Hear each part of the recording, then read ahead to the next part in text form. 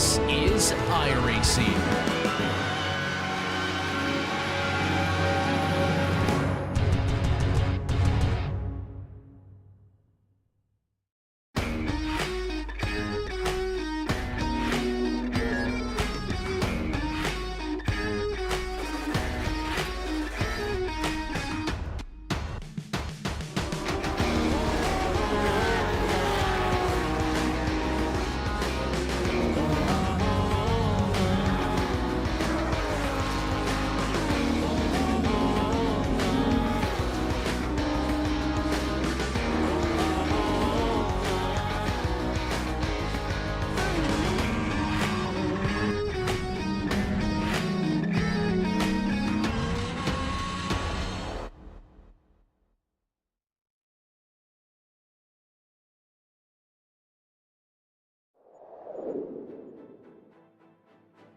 After the tight confines of Detroit, our drivers will get to stretch their legs out at Silverstone. But this former airbase has many more curves than when it was first raced. It'll take some practice and some skills to be quick here as we get ready to watch round 10 of the Porsche Owners Club Series. And you'll see it all live here on the Global SimRacing Channel. Hi, I'm Joe Peak, and with me in the booth is Alex Goldschmidt. Behind the scenes is our director, Christian Duploy, and he's using cameras provided by Dougie Beard. With a long and rich racing history, why don't we take a moment real quick to get a broad look at Silverstone with our track guide. Welcome to Silverstone. Most famously known for being the first circuit to host a round of Formula One, this place has since become synonymous with British motorsports. Hosting everything from sports cars to touring cars to open wheels and even motorcycles, it's a track that fits a wide variety of vehicles. With 3 different layouts to choose from, you've got a little something for any level of racing. The longest of those layouts boasts 18 turns along 3.19 miles. That comes out to 5.13 kilometers in metrics, so it can take a bit to get around it, even in higher-powered machinery. Its main characteristics are the high-speed straights and corners and general lack of elevation change. Its most famous set of turns is most definitely the Maggots-Beckett sequence, in which anything with high downforce finds itself challenged with the rapid changes of direction. However, don't discount the first couple corners in this latest iteration of the track. Abbey and Farm often require a greatly balanced car and some serious bravery if you're side by side. Corners such as Village, Brooklyn, Stowe, and Vale see the majority of overtaking action, but in cars with less horsepower, expect the draft to offer other opportunities. The Hangar Straight is perhaps the most notorious for draft battles to erupt. All in all, this versatile racetrack located just northwest of London provides both history in its roots and action on the tarmac. The huge number of British fans that typically attend events are seldom left wanting. Well, this should be familiar territory for you. Alex, why don't you give us a little rundown here? Yes, opened back in 1948, the first ever holder of a Formula One World Championship race back in 1950. This 3.66 mile, 18 turn circuit is fast, flowing, heavy braking zones, plenty of opportunities to overtake coming out of Maggots, Beckett's and Chapel, one of the fastest complexes in modern day motorsport. Has been mirrored on other circuits, including COTA, so Copse Corner. Christian Horner says you can't overtake there. Well, these guys tonight might prove us wrong on that. Stowe Corner at turn 15 after the Hangar Straight is also going to be one where you're going to see a lot of overspeed, a lot of looking to the outside, looking to the inside, but you've got to get it right. And also one of the big things is there's more opportunity in comparison with Belle Isle, Joe, of getting track limit penalties. Yeah, that's for sure. Belle Isle kind of policed itself, but drivers will have to watch out because they do get those drive-through penalties at 17 incidents. And with this being the 90-minute race, that could be a real talking point. Now, before we get to any more of the racing, let's take a quick moment to talk about our sponsors, which includes Porsche. There is no substitute. Find out more at Porsche.com. And Top Gun MG, helping financial advisors be the best of the best. Contact them today at topgunmg.com. That's topgunmg.com. So if we take a look at the points situation so far into the season, getting towards the end of it really, Dylan Scott is still up at the top, but it is 17 points between himself and Michael Bolton. Now, that is less than a win's worth. So Michael is definitely still in with a shout, but he's got to make some inroads here because they do have the drop weeks to help them out. From there, it's a pretty big jump down to Dustin Heindel. It would take something phenomenal for him to get back into the hunt on this one. He might actually be out of it after this race, potentially. Federico Del Toro, though, could still take that third place back, depending on what kind of day he has, with BJ Fulton also probably hoping to do similar, only a single point behind him, sitting in fifth. A tie for sixth between Mark and Robert, with only 2 points down to Jad Duncan, makes that a nice little battle for sixth place. And then you get another little jump for ninth and 10th with Russell and Isabel. But that's just the GT3 standings. Let's take a look at the GT4s as well. Yeah, Christopher Marciniak has a 35-point advantage coming into this round here at round 10 ahead of Jim Garamani. John Momea is probably pretty much going to be out of contention for the GT4 Series crown this time around here, Joe. He rounds out the top three, 66 points behind Marciniak. Larry Haas rounds out the top four, followed by Alan Watts, Adam Abrams, Matthew Hollander and Doug Boccigioni rounding out the 8 strong, but Marciniak and Garamani look to continue their squabbles here at the home of British Motorsport.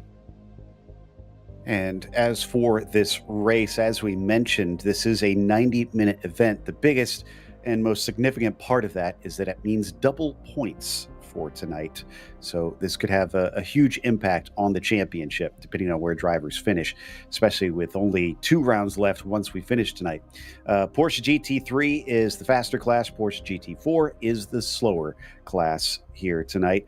50% fuel tank capacity means we can expect at least 2 pit stops during this race. And they also have 2 spare cars in case they run into any sort of trouble.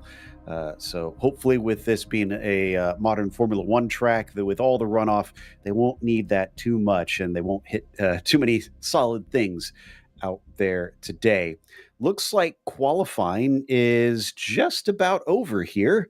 And it does seem that Federico Del Toro has actually taken pole in GT3. Now, I'm not sure if he's had a pole in GT3 before.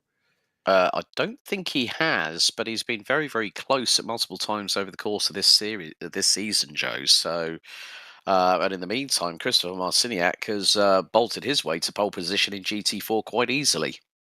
Yeah, over a second there, down to second place, whereas Del Toro only has just over 100th of a second between himself and Dylan Scott. So that should be a good one. But how much does our current championship leader want to fight him in this race? There is your starting grid. Federico Del Toro on that pole position with Dylan Scott to his outside. Jad Duncan will start from third as Michael Bolton will begin in P4. Then it's Dustin Heindel starting from fifth today as Mark Rondeau will be to his outside. Robert Leclerc will be in seventh, and David Fabi will round out your 8-car field of GT3s. Turning our attention to the Porsche Cayman GT4s, Christopher Marciniak will start on pole position by over 1.1 seconds ahead of Jim Garamani. So the 2 title protagonists in this class looking to battle from the very beginning. Larry Haas in third ahead of John Momea and Alan Watts in the 225 Cayman, not setting a lap time in the qualifying session here, Joe, and that completes the 718 GT4 grid here for round 10. I must be getting old because apparently my memory is already failing me. And I forgot that Del Toro had pole last week, or 2 weeks ago, really, at Detroit. So, yes, he has been on pole, in fact, very recently. But clearly has been finding speed lately as the cars are lining up and getting ready to go. It is only just before 3 p.m. in the sim, but it is scheduled in October in sim, hence why that doesn't look like we have a whole lot of light. Does look like it's a little bit hazy out there. Not too shocking to see some humidity here in the UK. But also in October, there is one other thing that we could possibly need to count on tonight, Joe, and that is the potential of rain. I mean, air temperature 66 degrees Fahrenheit, the track temp 67 degrees. So effectively in another terminology in centigrade, that's 19 apiece for air and track. So Track's dry at the moment, but sometimes the weather front in this location in Northamptonshire can be conducive to gaining rain very, very quickly. I've had it in a couple of commentaries quite recently in the sim racing world where it's been mostly cloudy, and then with about 10 laps to go, the rain has come in.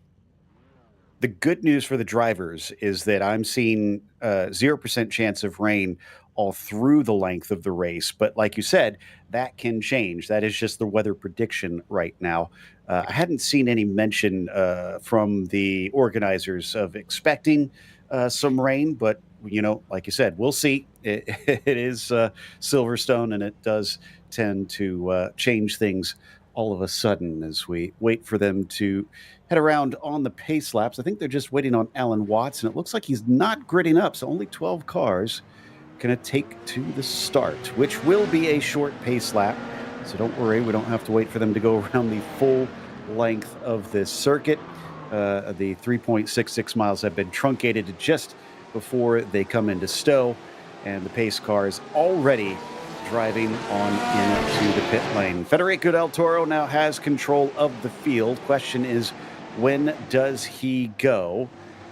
Usually they do have to wait for the green flag here, but he's already kind of stretching them out a little bit. He's got to watch out that he doesn't get some sort of post-race penalty on that one as they're onto the main straight, and there is the green flag behind him. It's a big jump from Jad Duncan. He's got immense amounts of speed. He's going to come 3 wide down into turn 1, and they're going to make contact for the lead, but Duncan will come away with it. It looks like they've avoided any sort of major incident as we now take a look at the start on the GT4s. Yeah, it looks like Dylan Scott lost his front bumper there, Joe, so the cooling system exposed on that 992 GT3R as he's on the inside of Michael Bolton as they go through the loop now into Aintree before the Wellington Straight, which will lead us through to one of the heaviest braking zones here at the circuit, which will be into Brooklands, then into Luffield. So Jad Duncan has got a lead over Dylan Scott of about 6.5 tenths of a second. Jim Garamani, in the meantime, has managed to get past Christopher Marciniak for the lead in the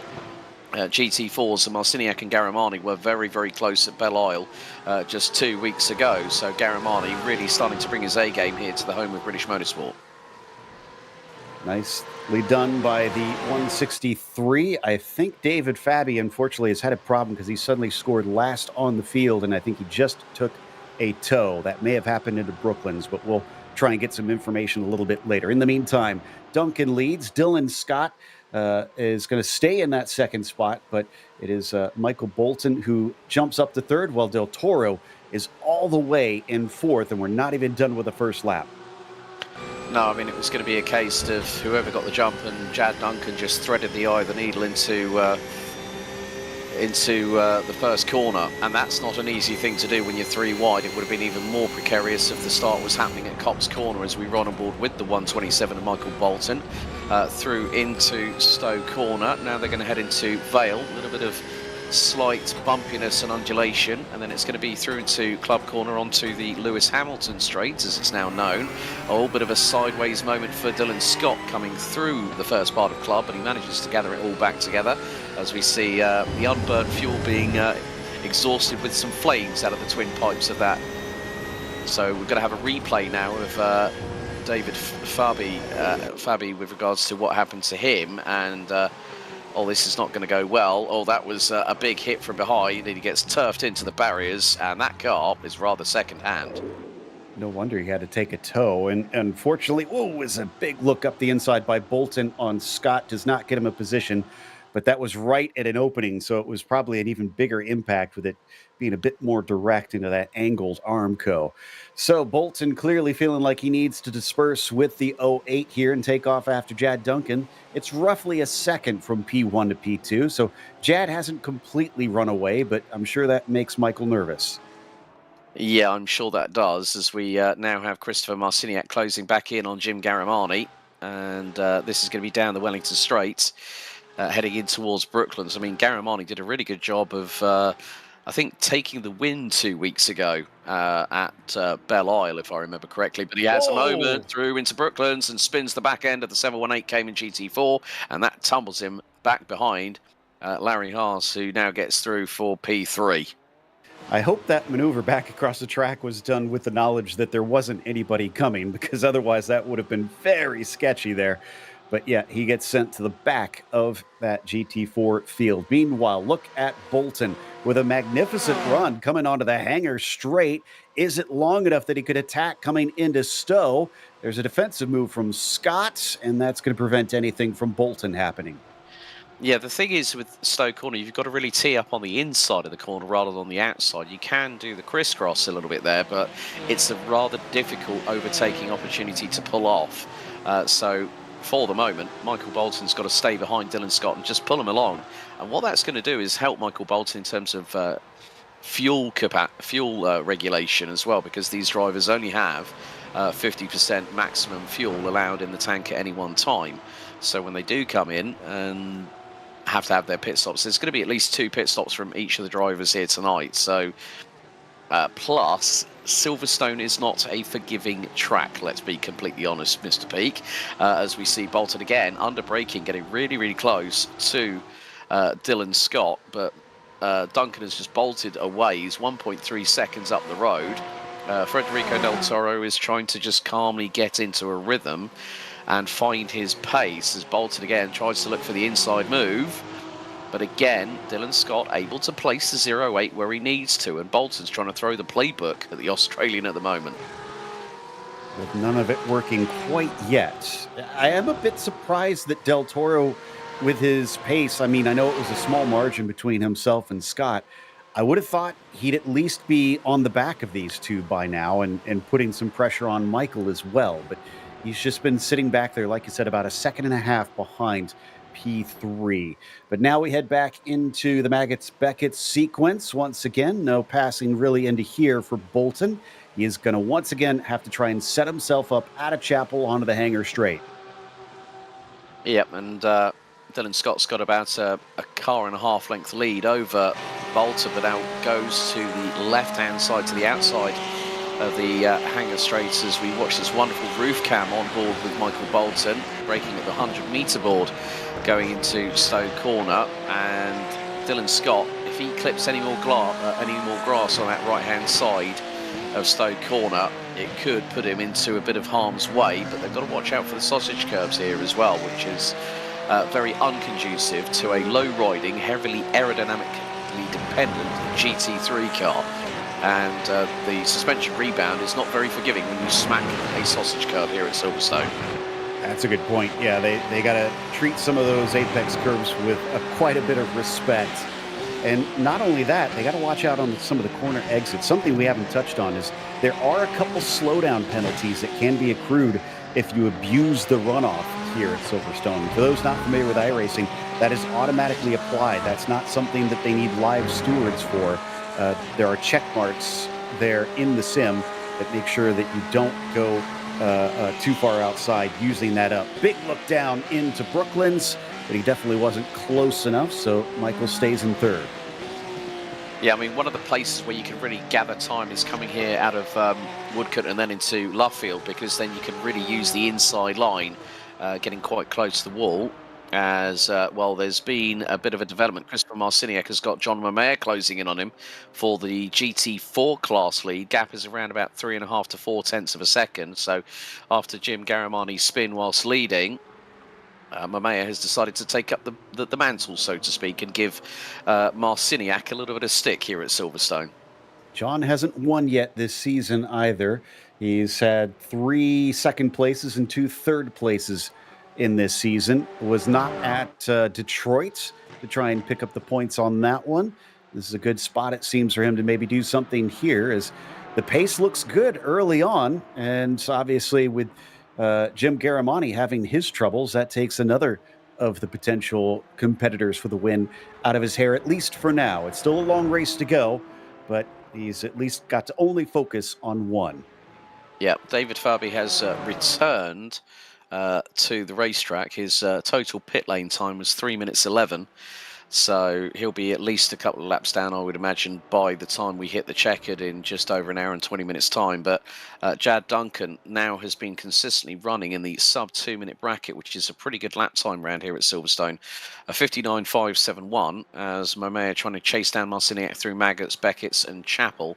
Chapel is actually the slowest part of this wonderful complex of corners, but then you're able to really carry the momentum out. And what I'm noticing between Marciniak and Momea is Momea's a little bit tighter on the approaches into apexes and exiting out of those corners, where Marciniak tends to go for the swing it wide and hope it sticks when you turn in approach. We'll see whose works out better, especially over a bit of a longer race. Could be needing to worry about the tires a little bit as well. Just try to not overuse them over the course of things. Meanwhile, down into Vale and Club, these two continue to squabble for that top spot. Momeyer keeping him within 3/4 of a second. So as we check back in with Dustin Heindel, he's still where he started his race, but he's got Robert Leclerc approaching in to try and crack into that top 5. And it looks like this is heading down into that Maggots-Beckett sequence. And also we get a wonderful picture-in-picture of Dustin Heindel's SimRig setup, which is, I have to say, Joe, absolutely glorious. The amount of screens, the amount of information that you can have on a big old setup like that. He's got a tablet which has got his Discord set up. He's got multiple information on the HUD, including a traditional 992 GT3R dash setup as well, which is glorious. Yeah, I mean, very, very cool setup. We've seen it sometimes in the past, but this is the first time in a while there was a look once again by Michael Bolton there towards the end of the lap. He is just right up the exhaust of that 08 car, but he overuses the corner exit. And let me check and see if that is a slowdown penalty for him. I can confirm he's got a furled black flag right now, so he's got to hand that time back. And it was all because of that sausage curve on the inside coming out of Club Corner and going onto the Lewis Hamilton straight. So that has now brought in Federico Del Toro into play. So the number 27 closing in on the 127 for P3. And this has given Dylan Scott a little bit of a get out of jail free card, so to speak. So the Australian able to now clear away to the tune of a second as they will now head down once again into Brooklands. And again, just seeing how planted these cars are when they attack that sweeping left-hander, but then you've got to look at the braking aspect going into Luffield and then into Woodcote as well. So you've got to, this is the section that you really, really need to get right. And you can just see how close Michael Bolton was to the wall on the right-hand side, coming out of Woodcote and Luffield, and now they go through into Copse Corner at probably the best part of 120, 130 miles an hour as we got on board with the 27. Federico Del Toro heading into Maggots at 5th gear, probably the best part of 140 miles an hour. Little lift off the throttle, let the engine do the braking down to 4th gear, and then it's down to 3rd for the approach into Chapel. And then you could go full throttle out of this corner up to 4th gear, and it's going to be a change to 5th. He'll probably hit the rev limiter, then change up into 6th ever so briefly. No, he doesn't. He does briefly, and then at about 60 meters, Federico Del Toro drops it down to 3rd gear whilst under braking and takes Stowe Corner at around about 85 miles an hour. Didn't catch up as much as I thought he would to Bolton with that slowdown penalty. Michael seems to have served it very cleverly because he's still within about half a second here of Dylan Scott. But I think that little battling they did before he went wide cost them greatly. They're already 3 seconds behind Jad Duncan. He's just been taken off now at this stage, running his own race. So Jad's going to, basically, the other drivers are going to have to hope that Jad either runs into some trouble, maybe has some issues with lap traffic, or fails his strategy call somehow, because it doesn't look like they've got him on pace. No, and that's what it's going to all boil down to, especially with a 90-minute enduro around here at Silverstone. You know, you're at least 70 to 75% at full throttle in these 992 GT3R Porsches around this circuit. So it is a case of managing as best you can. But, of course, if there's a mistake done in the pit stop strategies, now that's another thing, you know, where, Dylan Scott runs a little bit wide coming out of Woodcote. That has allowed Michael Bolton to close within 3.5 tenths of a second. So they go down the national pit straight, heading into Copse Corner. Gap is still around about 3 tenths of a second. You can hear in the engine note a little lift from Dylan Scott just to help the car rotate around the corner. You don't want to be at full throttle through Copse in these 992 GT3R cars, because one wrong input of steering and that car will spin around very, very quickly and go backwards into the barriers, as Bolton through Maggots and Beckett's right on the rear of Dylan Scott. He gained a lot of time there. He is now within 1/4 of a second. He's going to feel that toe very well coming down the hanger straight. But again, Scott is wise to it and holds the inside line, brings it back to the racing line in time with a little bit of space off to the outside. And to another good run. This is another shot, though. It's heavy braking coming down into the chicane at the end of the lap. He manages to get side by side, but he's going to be on the outside all the way through Club. Can he find the grip that long way around? He does, but it's not quite over yet, Alex. No, side by side is once again, this is going to be unstoppable force versus immovable objects.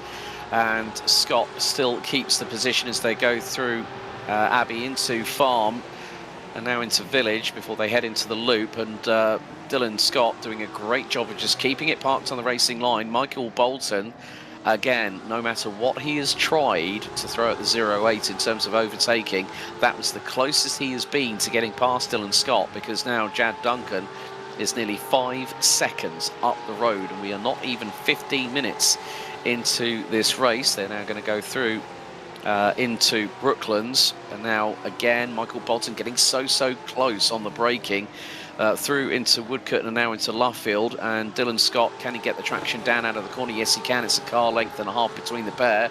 Bolton's got to hope that that slipstream is going to help him down the national pit straight as he gets very close to the wall coming out of Luffield. We're right on board with the 127. Now into Copse Corner. A little bit of a lift at 4th gear. Try and coax the tail end round without it slipping back, slipping around and going into those walls, which are quite close to the exit of Copse Corner. Through into Maggots. 5th gear is what Michael Bolton's using. Down to 4th. And again under braking, so close down to 3rd through Beckett's. Now coming out of Chapel. And if he can get the run, he looks a little bit closer this time. 2.5 tenths of a second separates him and Dylan Scott as the run down the hanger straight continues for these two dueling gladiators as we run into Stowe Corner once again. And more to the point, here on lap number 8, Bolton has tried everything. Dylan Scott has countered everything that Bolton has thrown at him as they go into Vale at about 130 miles an hour, down the gearbox into around 2nd or 3rd gear, through into Club Corner. Del Toro is waiting in the wings, but again, if, well, that time around Bolton did not whack the sausage curb, so it did not fling the car right side up into the air. Means he keeps the traction down into Abbey, and now they've just got through. That's on Jim Garamani, so within the first 18 minutes, they have started to get to back marker traffic, as you've got Larry Haas just up ahead as Bolton once more trying to do the switch around with Dylan Scott, but it's not quite working as they go out of Aintree and down onto the Wellington Straight. This is a possible opportunity here for Bolton to send it down the inside into Brooklands, but it's going to have to be very measured. He goes to the outside. Scott takes the racing line. This is going to give Bolton the inside line here for Woodcote if he gets the opportunity, but he runs a little bit too wide, and Scott still holds on to that 2nd position. Michael Bolton is driving like a man possessed as they're now going to get through on Larry Haas in 3rd position.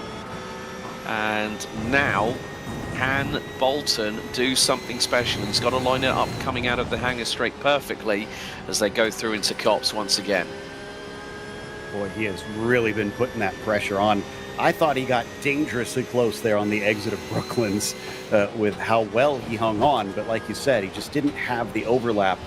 And if he was maybe a foot or two farther forward, he could have maybe taken that inside line away. Just wasn't meant to be. But this, once again, is where we've seen him get those good runs, getting close out of Chapel, onto the hanger straight. And again, he shows his nose, but I don't think anything's going to happen as he wasn't quite near enough to that 08 machine.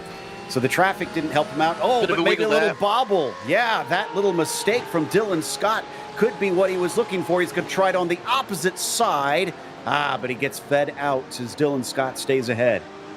Dylan Scott really has got that traction set up nicely on that 08992 GT3R. So Bolton thought, okay, he's had a little bit of a wobble. I mean, coming out of Stowe Corner, you're turning right at a severe angle of steering input.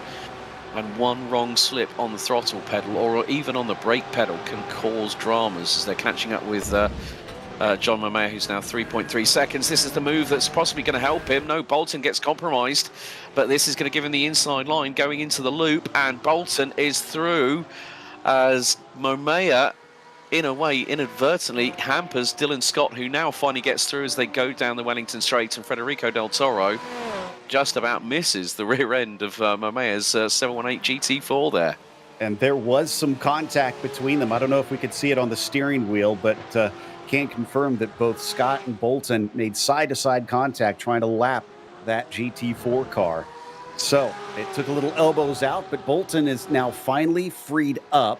His best lap so far, a 59.9, is about 0.4 slower. As there we see the replay, and there's going to be the contact. I think maybe Scott kind of second-guessed himself after he initially wanted to go inside, and when he tried to go outside, guess what? There's a yellow car there. Yeah, well, he had to open up the steering going into the loop. Otherwise, it wouldn't have been fair to Michael Bolton. I think that was probably Dylan's way of saying, look, my bad on the contact there, because I think he just went a bit too deep with regards to the way he steered in. He could have opened up the steering a little bit more, gone a little bit more to the right, but it still might have compromised him for that second place. But Michael Bolton now has got a 4.5 of a second lead over Dylan Scott. And that gap now was around about the 6.1 second mark. So now that Michael Bolton has got a bit of clear air, he can now start to try and chase down Jad Duncan, whose lead now is dropping. It's not by much, but it's those little hundredths, thousandths of a second over time that could help Duncan in the longer run of things. I mean, we've got 70 minutes until the end of this race, Joe, and there are going to be, I would think, with the GT3Rs, we're going to have 2 pit stops anyway. With the 718 Caymans, of course, their lap times are around about 15 seconds slower than the GT3Rs, so a different strategy call is going to have to be exacerbated by those 4 drivers that we've got, with Marciniak now back in the race lead, 5 seconds ahead of John Momea. And those 5 seconds between, well, 6 seconds roughly, I guess, for the GT3 cars, and then 5 seconds down for the GT4s are not insurmountable. Like you said, with 70 minutes left to go, it only takes those small margins over time for the drivers to catch up. But that's if Jad Duncan doesn't have more in his pocket to try and keep them at bay. We do have those 2 pit stops as well, and we're getting close to the 30-minute mark, which is probably about when we're going to see drivers start to come in.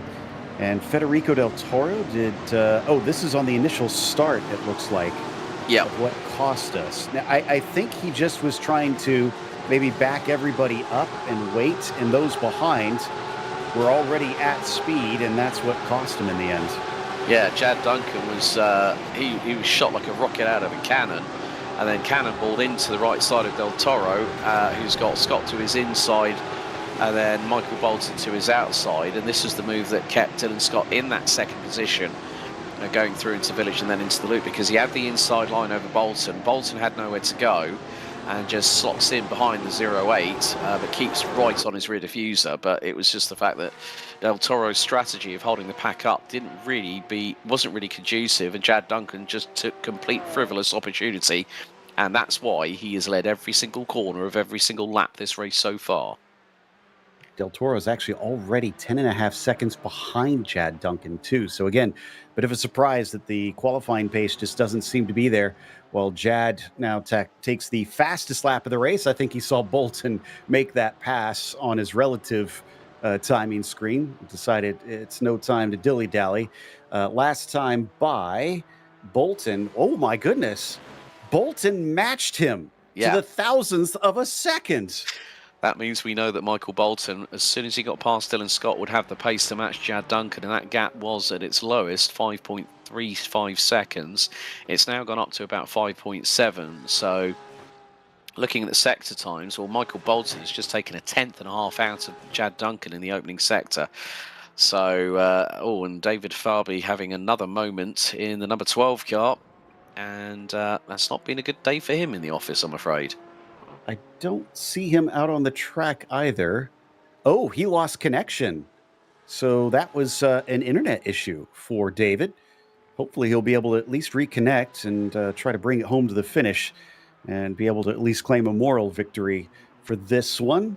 Garamani, after his initial spin, has caught up to Larry Haas and is now working on trying to get back onto the podium down the Wellington Straight. This is a good spot to go for it, but I don't know that he's near enough. No, he needs to be right on the rear of Larry Haas at that particular occasion. I've just noticed, Joe, again, that Michael Bolton has taken exactly another 1/10.5 out of Jad Duncan in that middle sector.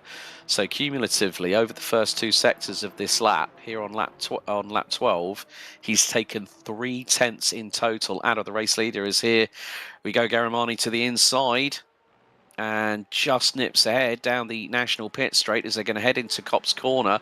Do not tell me that Larry Haas is going to try and put it around the outside at Copse. He is going to give it a go, and he's going to get the inside line probably for maggots if he's very, very careful here. And he will do so by a whisker.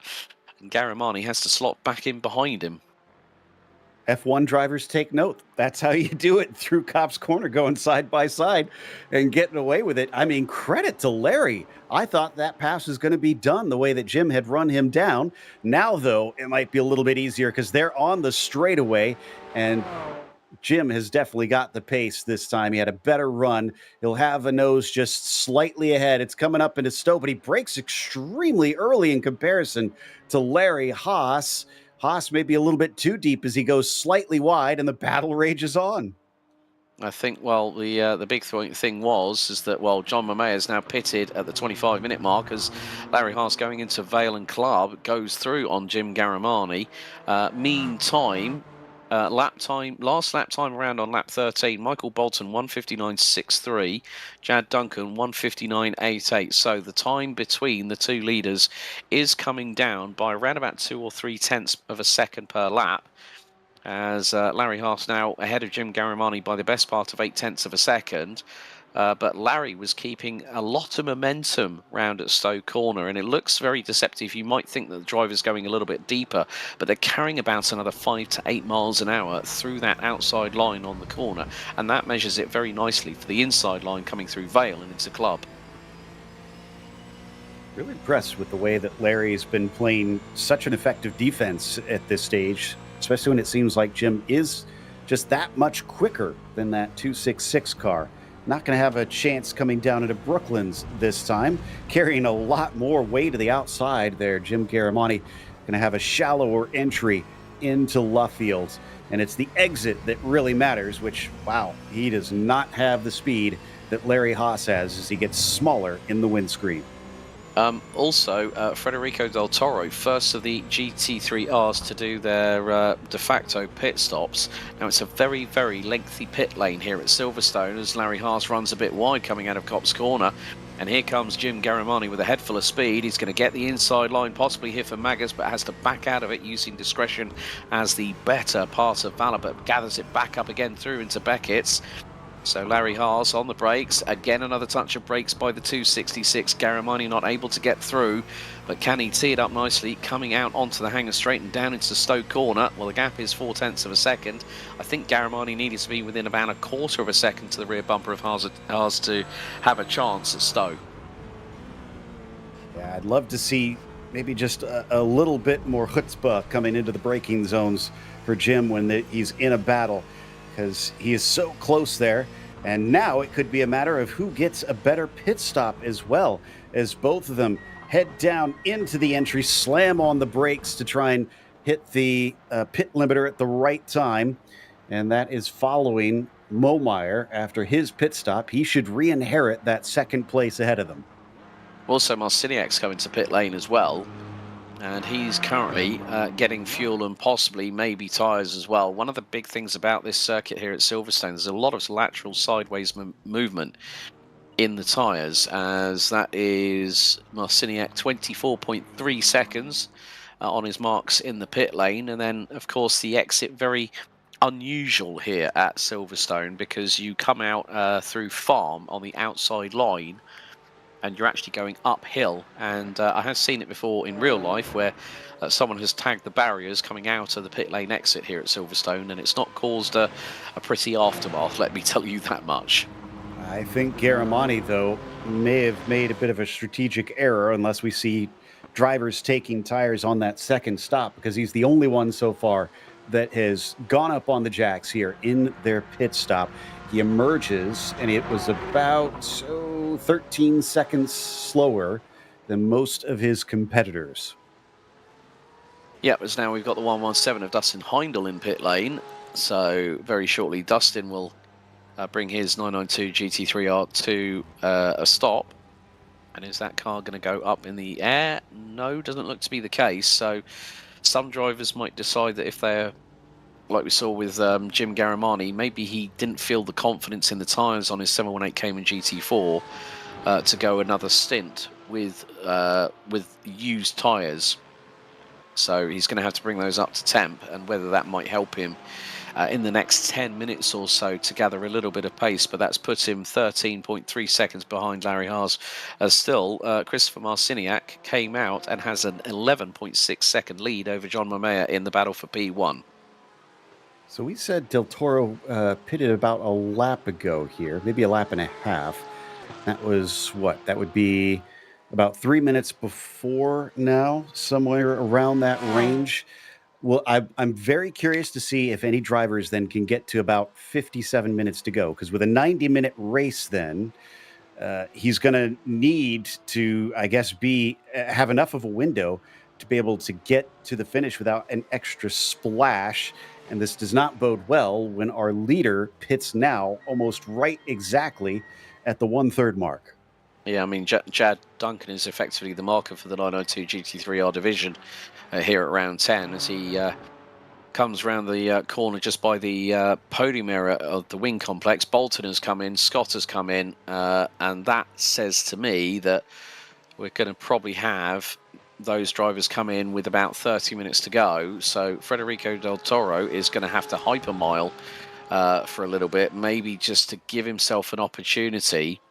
But if he's going to push on these laps that he needs to do now, which will be quite critical, as well, Dylan Scott had to travel a little bit further down pit lane, so gets in front of Jad Duncan. However, Jad Duncan is probably most of the way through his pit stop at the minute, and we see neither of the top three going into the air jacks as Jad Duncan now exits pit lane.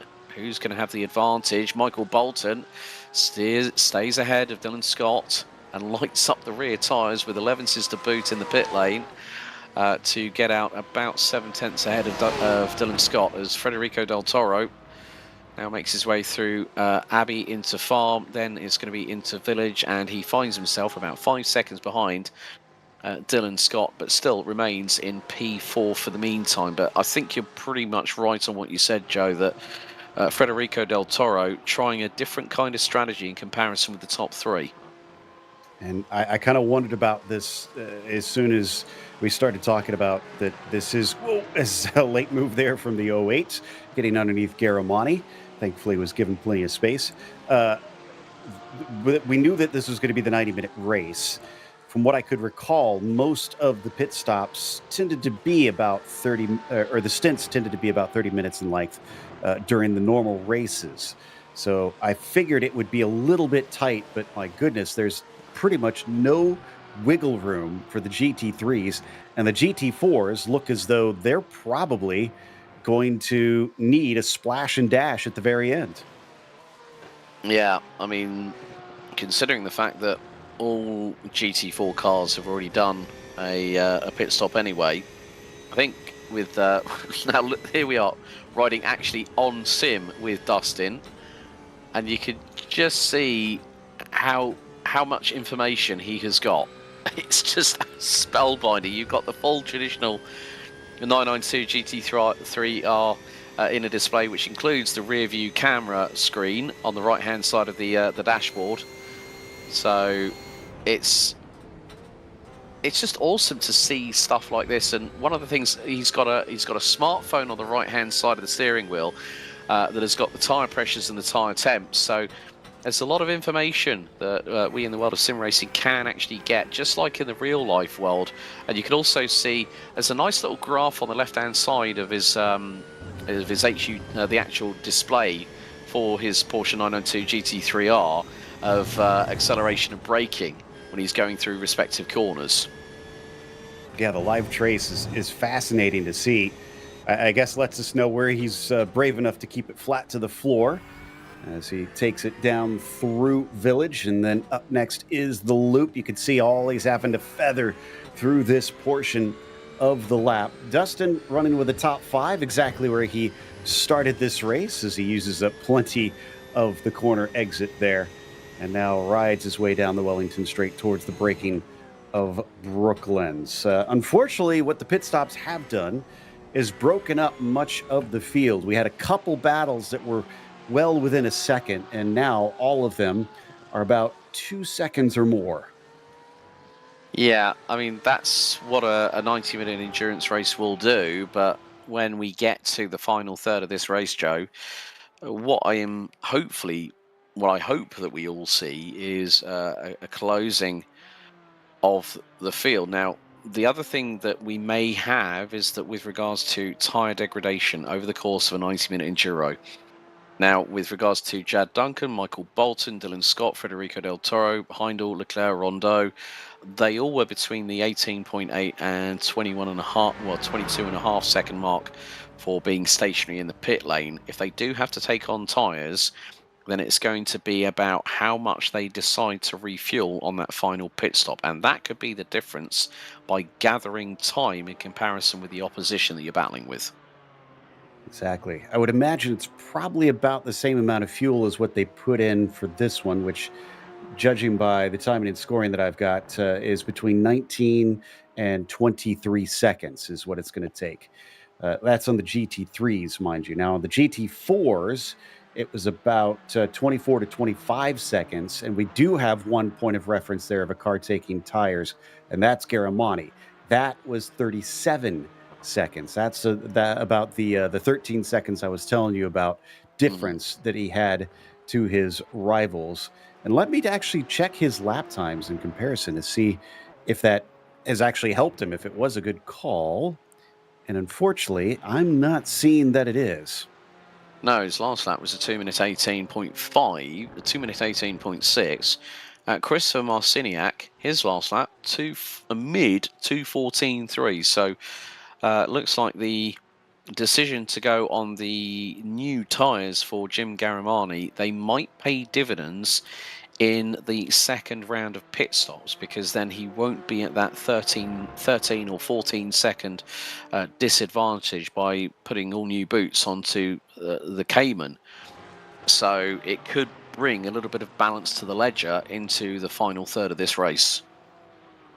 That's if those drivers do decide to take tires. That looked like a bobble there from that angle of Garamani here as we watch him come through Luffield.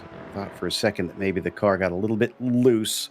The 163 still running fourth on the class of those GT4s. Only one retirement so far in the first third of this race, David Fabian. Sadly, that wasn't due to any sort of mistake, but instead the dreaded internet connection issues that sometimes will haunt drivers in the sim racing world. Yeah, it's never nice for a driver to have a disconnect, because all that hard work that everyone's put in through qualifying, through the free practice session, also through all the practices that they've done in the lead up, the build up to this 10th round, and obviously everyone looks forward to a race of Silverstone. We're going to have a replay here of Jim Garamani coming up very shortly as we see it now. And now where is this going to be? He's going to get he got nearly sideswiped by Jad Duncan there. Jad just about threading the eye of the needle, and then Jim just loses it all on his own again. It goes a little bit wide, able to bring it back on.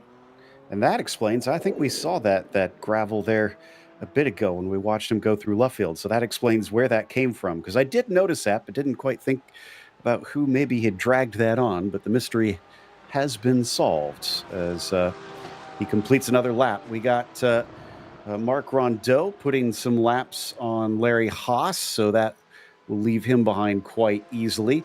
Rondeau, currently running in 7th, has actually lost a spot since the start of this race. Leclerc overtook him somewhere early on and has run away to the tune of about 7 seconds. So not really under threat from that number 11 at this stage. Since we do have some time with the cars a little bit spread out, one thing that always strikes me about this new layout, Alex, is the passage of time that we've had. It doesn't feel like it's been 15 years now that it's been in this format here at Silverstone. Yeah, I do have to apologise to Jan Duncan. It was actually Mark Rondeau that went up the inside of Jim Garamani before Jim accidentally spun on the replay there. So my apologies to that. Oh, and Rob Leclerc in the number 710 Harlequin edition has just lost it. And here comes Mark Rondeau with a big bout of speed. And that is a change for 6th position. So Rob Leclerc, unfortunately, having his own drama, and that was coming out of Maggots, Beckett's and Chapel. You're going to see on the replay here, he comes through out of Beckett's and then turns it around, and the back end decides to have a tank slapper through the gravel onto the grass, and the car makes Rob Leclerc a passenger. So thankfully he was in that Maggots and Beckett sequence, so he had plenty of runoff, but unfortunately the loss of control meant he lost so much time that those 6 seconds were gobbled up quite quickly. And looks like, well, no, he's back ahead of Rondeau. Oh, so Rondeau must have sympathy spun. So here we go with the GSRC replay.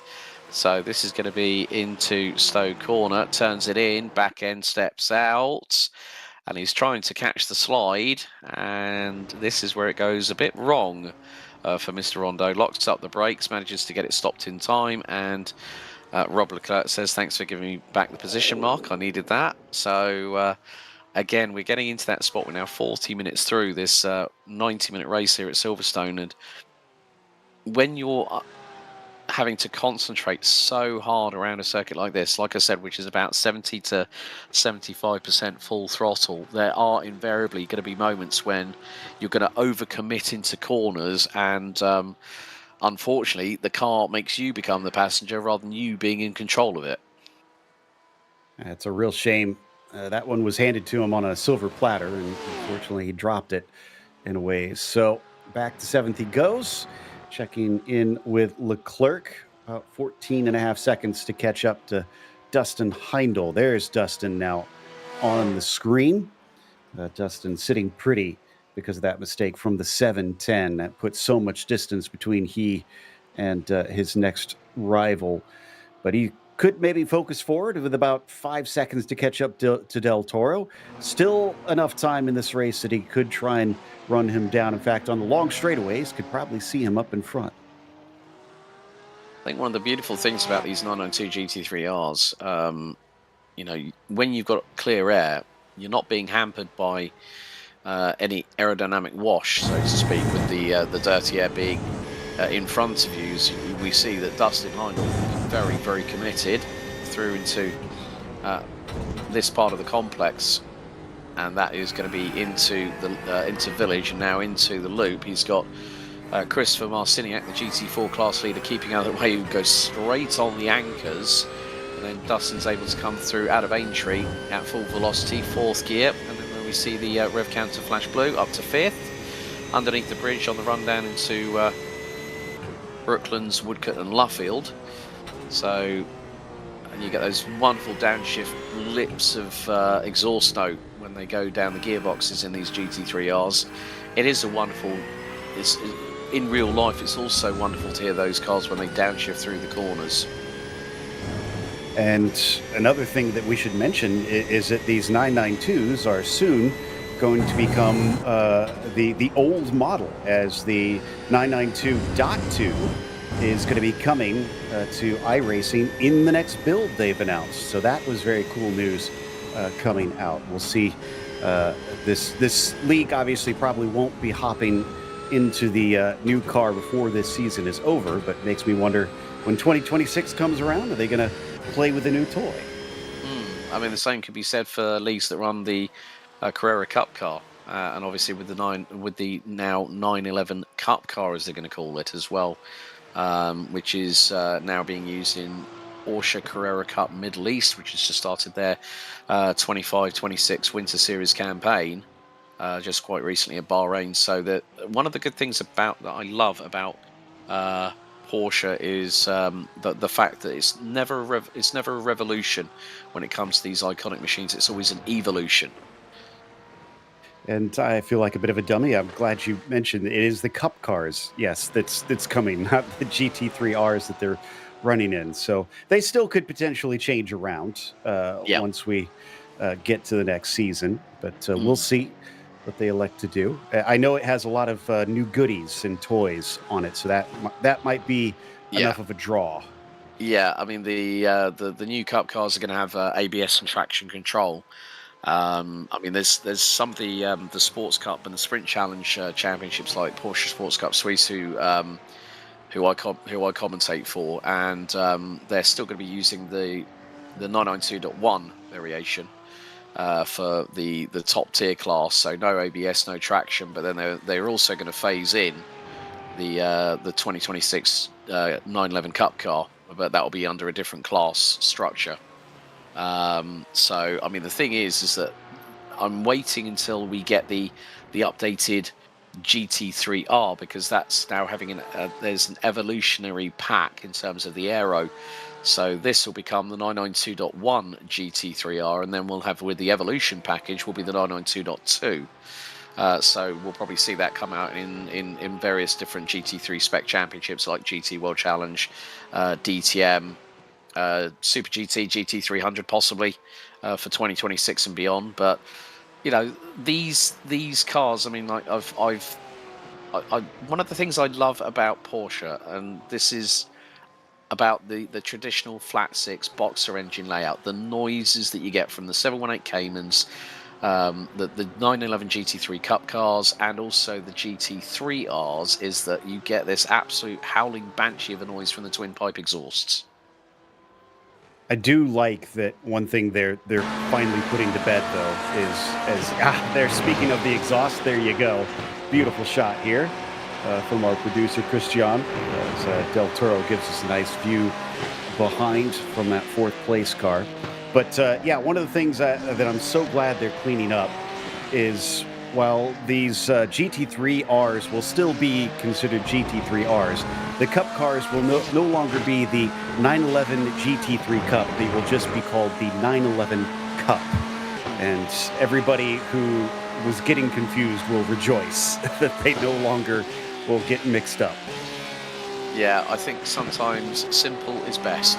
Yes. And I mean, we're going to see the 902, well, the new generation 911 Cup car making its debut in the Mobil 1 Super Cup, which tags along with Formula 1.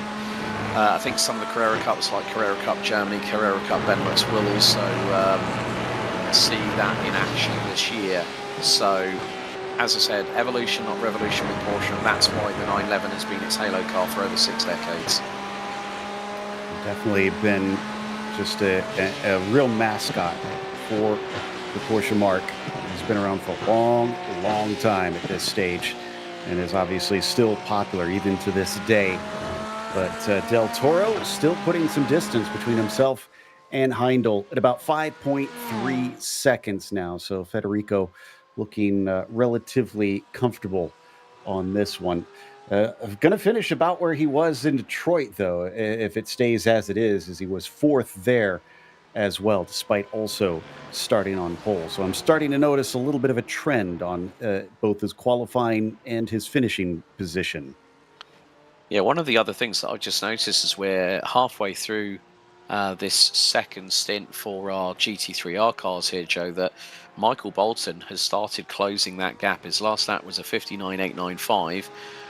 Jad Duncan a 2-minute.129, and Bolton took nearly 0.3 of a second out of the opening sector. So as the fuel is getting lighter, as the tyres are degrading, looks like Michael Bolton might have the better overall race setup, because that gap is coming down quite considerably. And in the first sector, he took nearly half a second out of Jad Duncan. So Michael Bolton, with that clear air, having got past Dylan Scott a little bit earlier on, now has that true race pace underneath him. this is what we've been wanting to see. A real race for the lead. Although it's perhaps a bit frustrating for Michael Bolton. You think about how long it took him to get by Dylan Scott. If he could have been freed up earlier, we might already be on course for that battle for the lead here in this 90-minute event. But thankfully, we've got time on our side, at least. And we don't know what traffic's going to do either. There are only 4 of those GT4 cars, but as we've seen, if you catch them at the wrong place at the wrong time, it can wind up being decisive. Bolton has just taken a whopping over 0.6 of a second out of Duncan on the middle sector, Joe. So he is absolutely flying. He could be on for a potential fastest lap of the race, but he's got to try and get round the outside of Jim Garamani, and does so through at Stowe Corner. That might lose him a little bit of time. And that has upped the gap to about 4.2 seconds. But Michael Bolton was absolutely flying. He's taken nearly a second out of Jad Duncan on lap 24 alone. The gap is still coming down. Jad Duncan, 2 minute 1.385. Michael Bolton, 2 minute 0.127. That is over 1.2 seconds he has taken out of the race leader. And we've probably got about another 11 minutes of racing until these two have to come into pit lane. So Michael Bolton has been released, and he is now absolutely charging. Yeah, I went back and checked, and it looked like into Cop's Corner, Jad was held up a little bit by Jim Garamani. Like you pointed out, I think Michael had to take some of that medicine as well, so that slowed him down, but not as much as it did for the 83. Can he keep that up? Is he going to get lucky once again, or will his general pace continue to chomp away at those 3.7 seconds as he comes around through Luffield? Boy, he is leaving nothing to it. You can see how much he is just going out to every inch of the track, trying to open it up. Yeah, they break the timing beam for Sector 2 on the approach into Maggots as Michael Bolton goes flying through at Cop's Corner. He was over 0.2 of a second quicker through Sector 1. 37.5 for Duncan. What's the time for Bolton? Pretty much even Stevens, 37.433.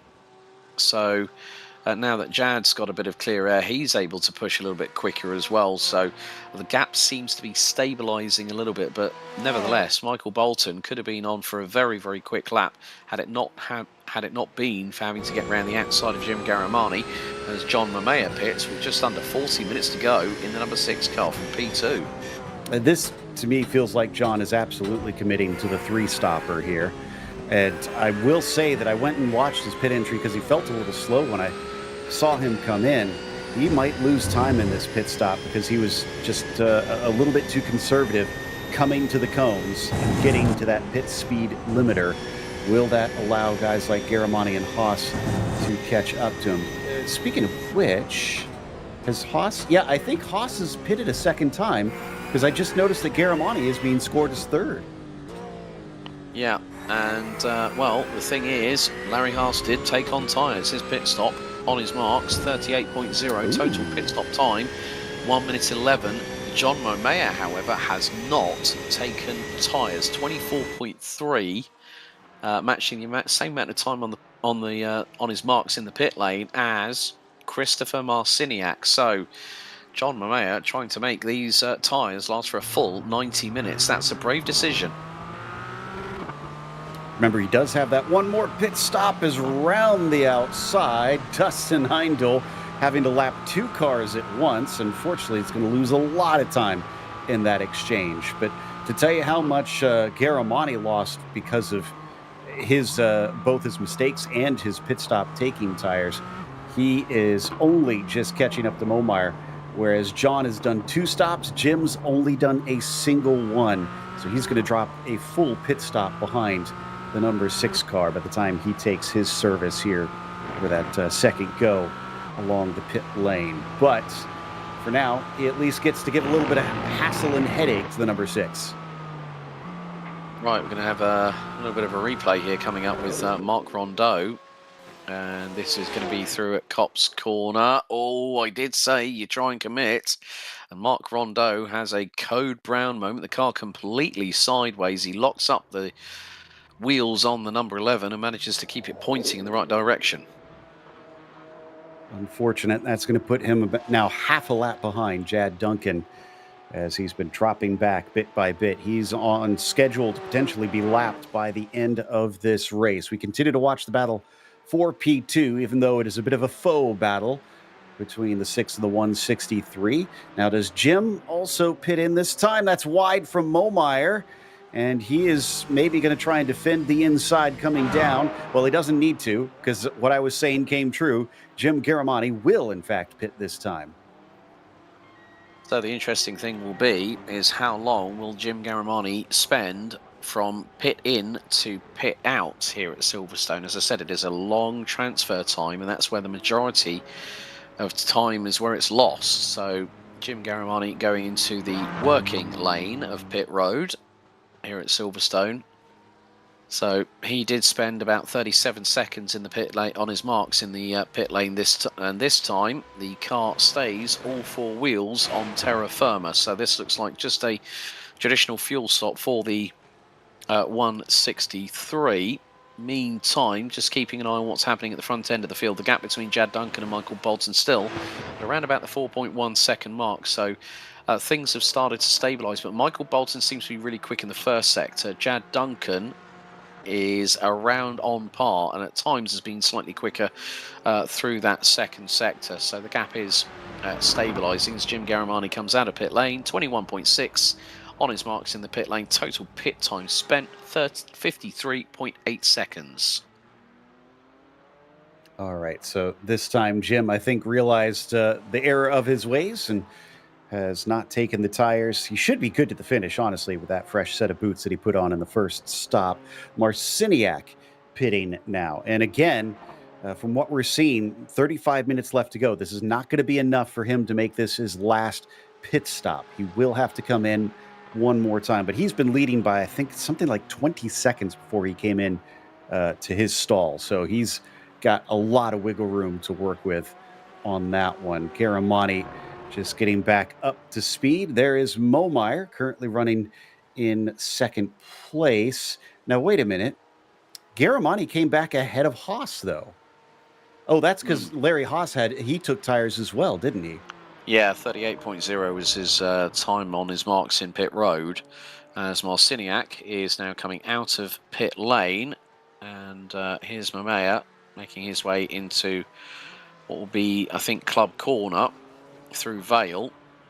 So it is going to be around about the 20 to 24 second mark that Marciniak will still have a race lead by. So at this point, if you were a betting individual, your money would be more than likely on Marciniak, whose pit stop time, not including transfer to his marks in the pit box, 23.8 seconds, as Federico Del Toro comes in and exits pit lane after the 34-minute mark. And Del Toro's pit stop time, 21.1, including total transfer time, 53.9.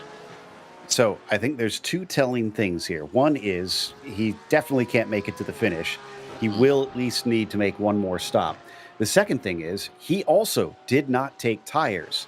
And it won't make sense for him to try and take tires unless he, for some reason, decides to make a short stint here in the middle and take them to the end, because there's no use in changing tires and having 2 or 3 laps there at the very end of the race. So he is at least committed to this set of tires as well as the 3-stop strategy.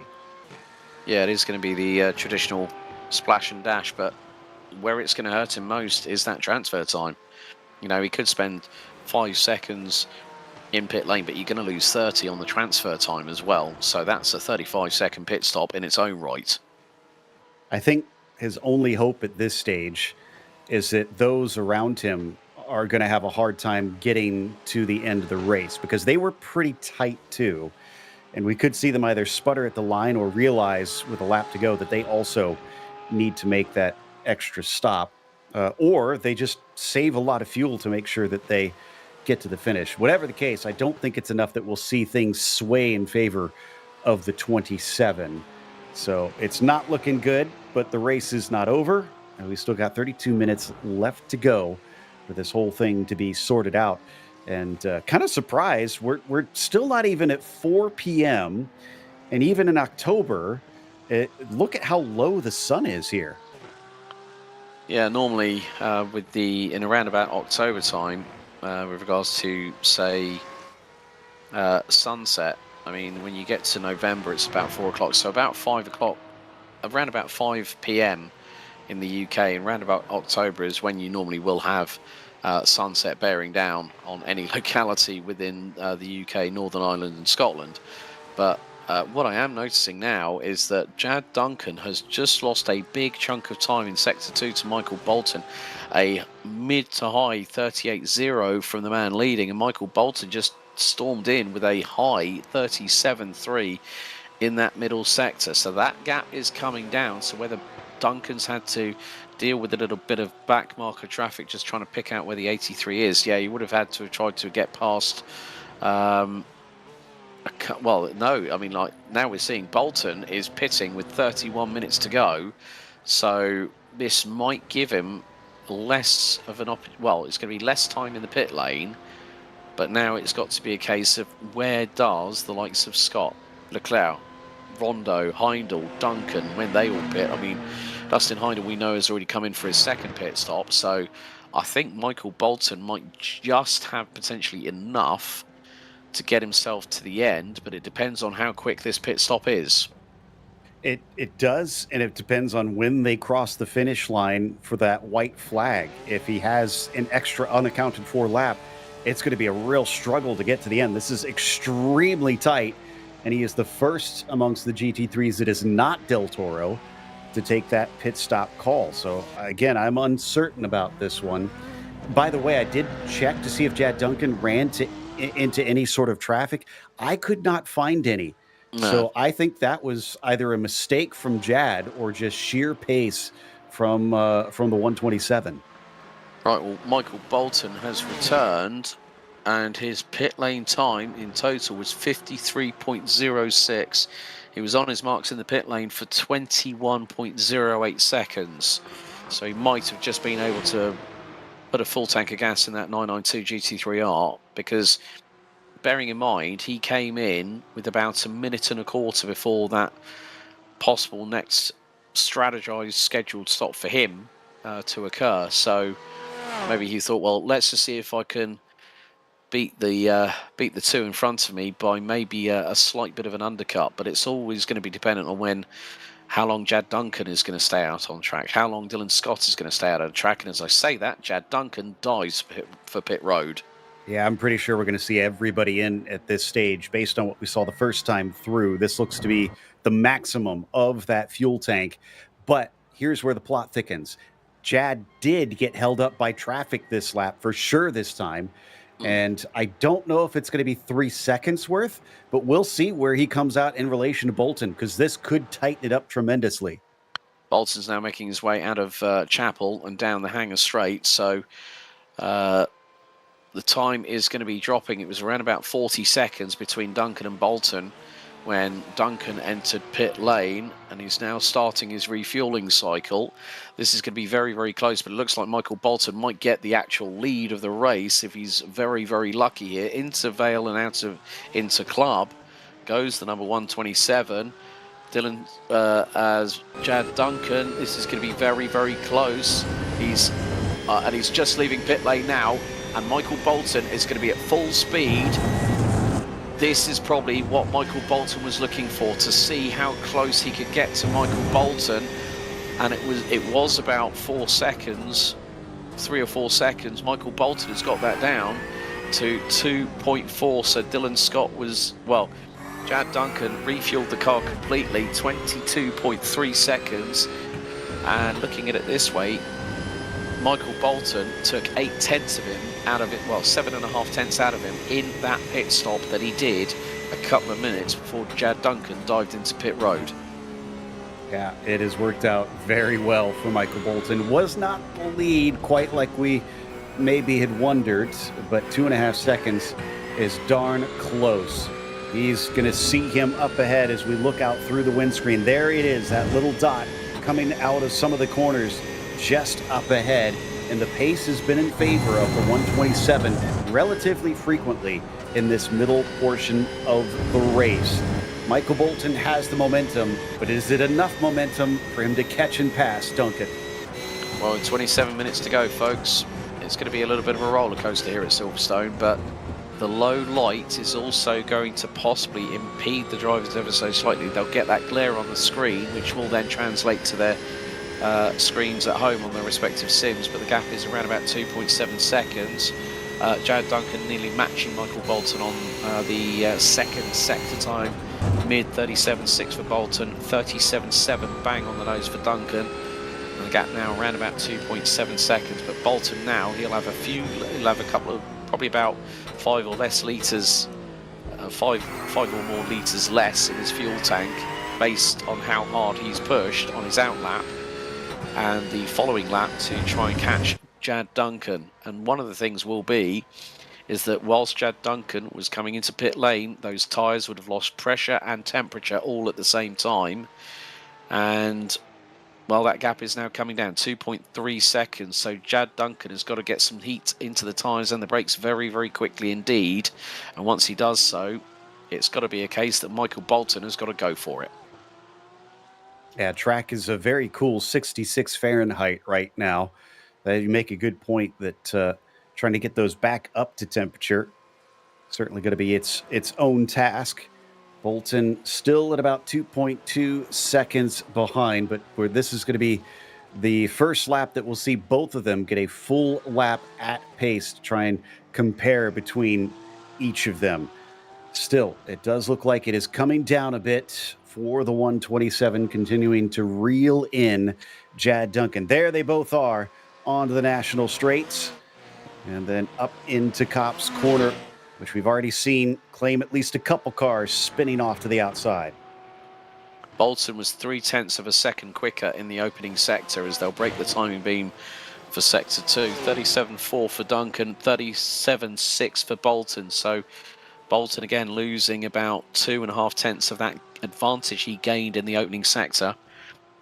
But it could be the case that if, you know, with that earlier stop, I think this might be playing into the hands of Jad Duncan, because he knows that Michael Bolton will chase him down.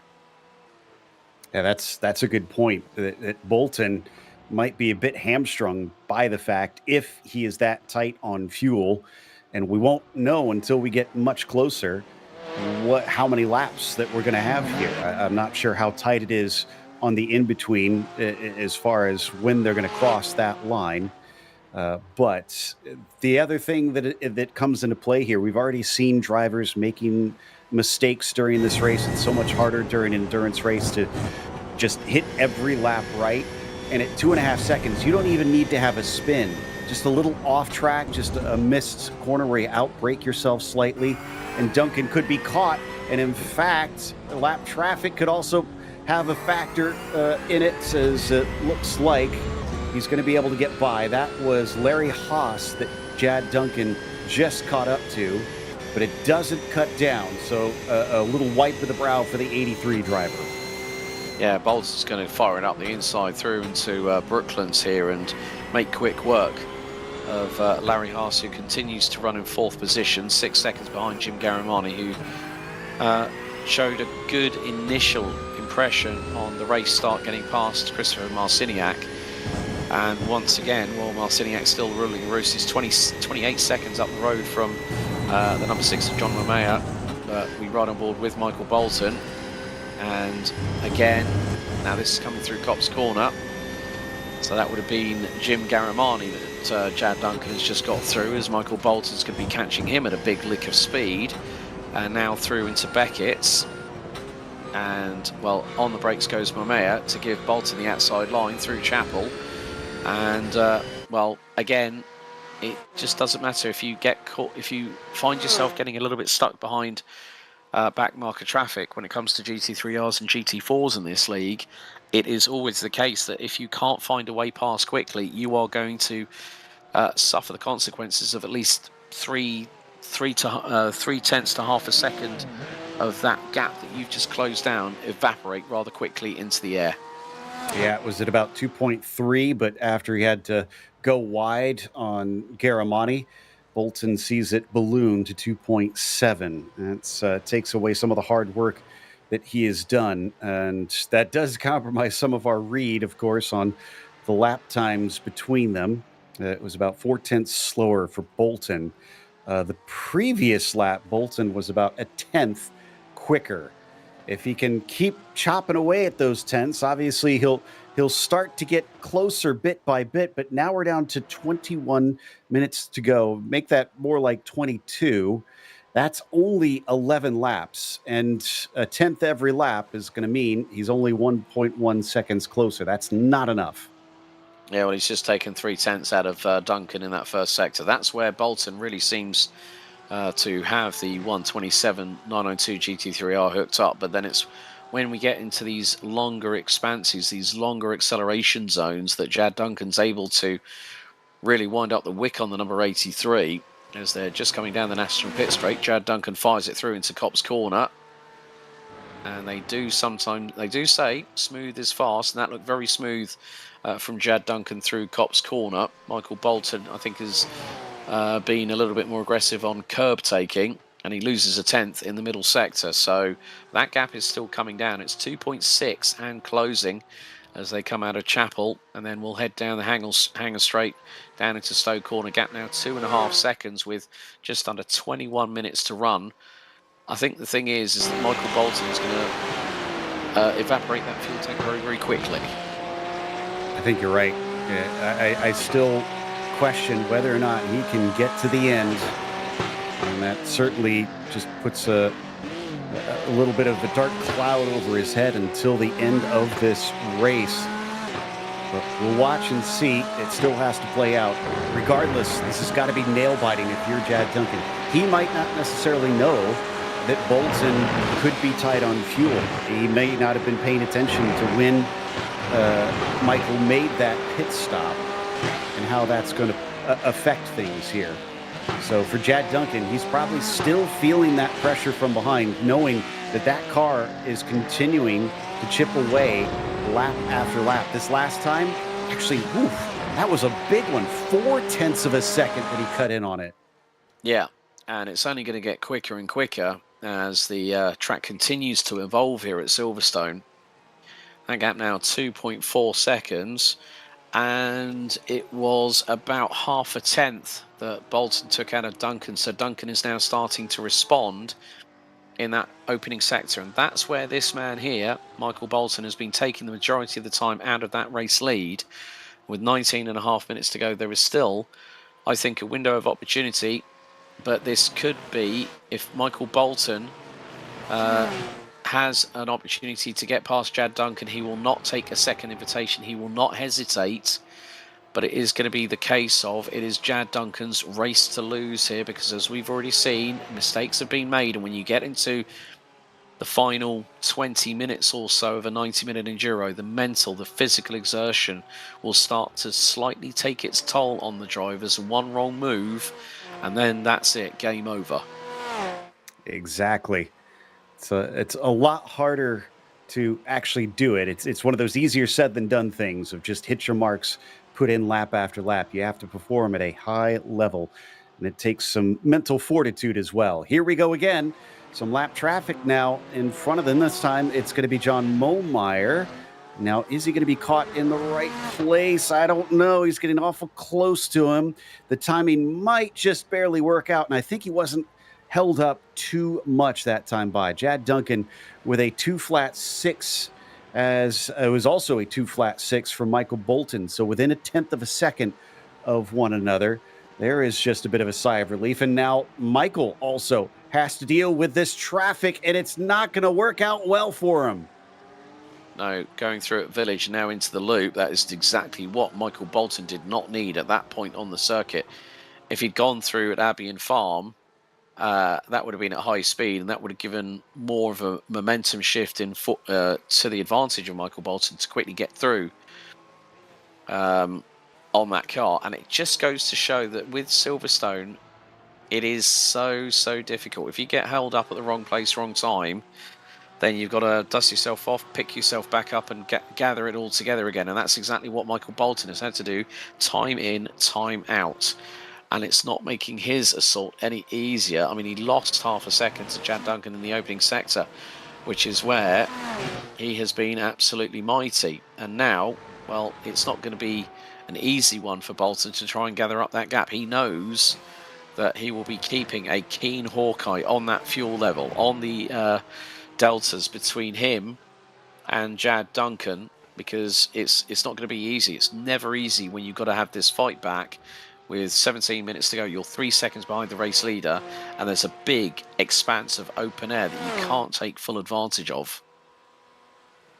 Racing so full of coulda, woulda, shouldas, and Michael Bolton maybe thinking back to the early stages of this race, thinking of how he took some time to get by Dylan Scott. Would he have been close enough that this could have been a real race for the win right now? Instead of finding himself held up by that lap traffic, could he have been maybe taking advantage of those moments? Marciniak, though, he is cruising. Look at the gap on our tower, 33 seconds at this stage. And this is a very Marciniak performance because, my goodness, he has taken the lion's share of wins this whole season. Well, I mean, the thing is, I think he's the best part of a quarter of a lap ahead of John Mamea, who's now nearly 33.5 seconds behind. And again, the pendulum swing is happening between Duncan and Bolton. The gap now down to about 3.2 seconds, but it needs for Bolton to be at least half that gap away. He needs to be like 1.6 behind Duncan. And again, Duncan now starting to really pull a little bit of an advantage, as Robert Leclerc has just gotten a black flag. Oof, that's got to be for incident limits, I would imagine. Checking to see if I can find where exactly this may have happened. And I'm not seeing it over the most recent corners. So maybe it was something coming through the early stages of the lap. And he's not wasting time. He is serving it pretty much immediately. Now, unfortunately, you can't serve the penalty and take service in the pits. It will add on to your penalty if you do that. So while I'm sure it's tempting for him to take his splash and dash, probably not an advised move. There could be some other drivers that might be quite close to that instant limit as well. So they've got to be very, very careful. I mean, especially the two leaders as well, Joe, because even though Jad Duncan is 3.5 seconds ahead of Michael Bolton, if either one of them are close to that instant limit, that could really turn the tables on what has been a pretty good race. I mean, Jad Duncan, when we took a look at the replay of the start itself, Bolton did not really. If Bolton had gotten through on Dylan Scott, then I think we could have possibly seen a different race on our hands here. But because Michael Bolton was stuck behind Dylan Scott for, what was it, pretty much the best part of the first stint, about 20 minutes, before he managed to get through because of backmarker traffic being caught up. That was, the first real opportunity that he got, but he could have gotten one on the start as well, had it not been for the fact that he was on the outside of Federico Del Toro. No, it was Dylan Scott on the outside of Federico Del Toro, who got a little bit of a touch from Jad Duncan as they went through into Abbey at turn 1 on the flying start. That could have been a very different story for Michael Bolton, so who's probably now at this point said, well, there's 13.5 minutes to go. I'm going to push as hard as I can, but if I have to save fuel, so be it, but try and keep a hold of second. Yeah, I was just starting to think about that with those contacts too. Remember, those are worth 4 incident points. The off tracks, yes, you need to worry about, but we know that Duncan, with that slight bit of contact at the start, that's probably 4. Bolton, his fight with Dylan Scott, he probably has racked up 4, and I'm trying to think if he's had any other moments where he maybe has had any touches here or there. Those add up so quickly if you come in contact with another car. And if they have been pushing to the limit, then they're going to be feeling it here towards the end. Like you said, how much of a space are they going to leave in terms of being able to race hard, push hard at the end, and maybe use up some of those incident points as a sort of get out of jail free card? One of the interesting things I've just spotted on Dustin Heindel's sim cam, as we can see, he's hyperextending the fingers because, when you're gripping a steering wheel for that amount of time for, what is it now? You've got the majority of the free practice session, you've got the qualifying, and then you've got a 90-minute race. The blood flowing to the extremities of your body, especially the fingers, they'll start to cramp up, tense up. because there are muscles and tendons. It's just a case of holding onto that wheel a little bit looser, but just having enough grip to make sure you make the corners correctly. That's one thing I've always struggled in with my sim racing is learning not to have a death grip on the wheel.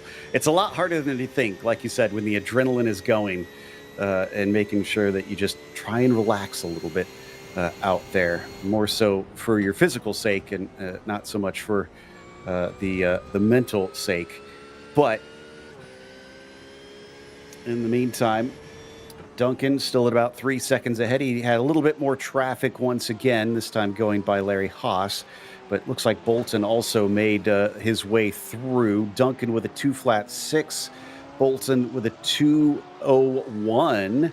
So he was slower once again as he kicks up a little bit of dust out of Luffield. He's trying his darndest. I just don't know if it's going to be enough.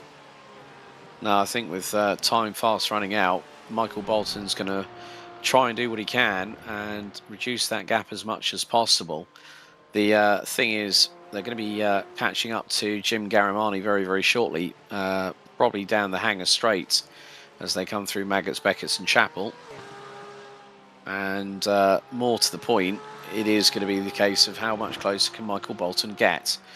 Well, the thing is, they won't have to worry about Jim Garamani until they probably get to Vale and to Club Corner, because that's what they're just going through Stowe now here, Joe.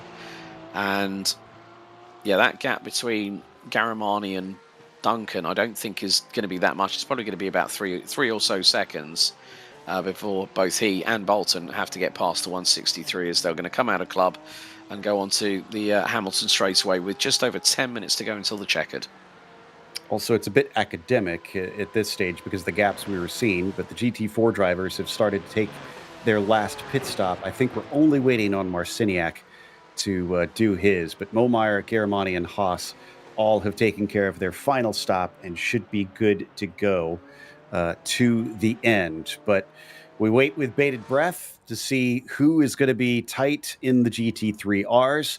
Del Toro, we're pretty certain will need one, whereas Michael Bolton is a question mark, heavily leaning towards probably needing to pit at least one more time. This is Del Toro actually going by our leader there in the GT4s. Just had a look at the previous lap. The gap now down between Duncan and Bolton to 2.4 seconds. And Bolton was 1.35 seconds quicker in that previous lap. So it was a 2-minute 1.5 for Duncan, 2-minute flat 0.1 for Bolton. And in the first sector, Bolton was still quicker despite having to get past Jim Garamani. So there are times when these drivers are catching other traffic, but now Duncan has a clear run of sight down the Hanger Straight as they come out of Maggots and Beckett's. I mean, Bolton may have to do a little bit of fuel conservation now because we're into the final 9 minutes. The sun beginning to set here at Silverstone, and that gap is starting to expand further still. So Jad Duncan, half a tenth quicker in the middle sector. So Bolton, I think, has probably decided, you know what, I've got to resign myself to the fact of staying for P2. As you rightly said, Joe, a little bit earlier on in the show, it's that woulda, coulda, shoulda situation. What could have happened if things were different for Michael Bolton on the race starts? Could he have gotten past Dylan Scott a little bit quicker? Yes, maybe, depending on opportunity coming his way. But still, I think it's going to finish as it is. But that depends on whether Michael Bolton does need to stop for that splash and dash. And if that does happen, it's more than likely going to happen for Federico Del Toro, who's been out for 12 laps now. So we're set to complete, I think, 45 laps in total. And Jad Duncan, he's had a firm grip on this race from the very start. And where this is really important is, remember that 17-point gap between Scott and Bolton. They're fighting for the championship. And right now, Bolton is ahead of Scott. And actually, it's doing him pretty good because it's 6 points, remember, with a double point score in this endurance race. It could be 16 points gained, though. He could bring it down to within a single point if Bolton was in the lead and Scott stayed in third place. That's why this could be so big for the championship fight. And I'm sure Bolton is trying his hardest, knowing how much of a swing that's going to be if he jumps up to the top spot. It's still hovering at about 2.5 seconds between he and Michael Bolton. As far as the lap traffic goes, they've got one more car I think they're going to catch before the checkered flag, and that is John Momeyer. Otherwise, they are not close enough with about 3 to 4 laps left to go to catch any of the slower class. Yeah, and Michael Bolton, I think, is now starting to, in that second sector, he lost 0.3 to Jad Duncan, so Duncan's got it hooked up in the sector where you really need it the most through Maggots, Beckett's and Chapel. Bolton's still pretty quick through that opening sector, 0.2 up on Duncan, but the gap now going up to 3 seconds. I think now it is the case of Michael Bolton will not want to have that window of opportunity of a potential splash and dash. I think he's going to run it across the line with fumes still left in the gas tank. No, soon enough. And, Chad Duncan, let's see what that lap was like. 2 flat 1 for the 83, the 127, 2 flat 3, 0.2 slower for the trailing car this time by. It is not looking good. The hopes are starting to fade. Oh, and Federico Del Toro is our latest with a black flag, but I don't think that was from incident limits. I think that was speeding into pit lane. Oh dear. Let me double check that here. See what his speed looked like on his way in.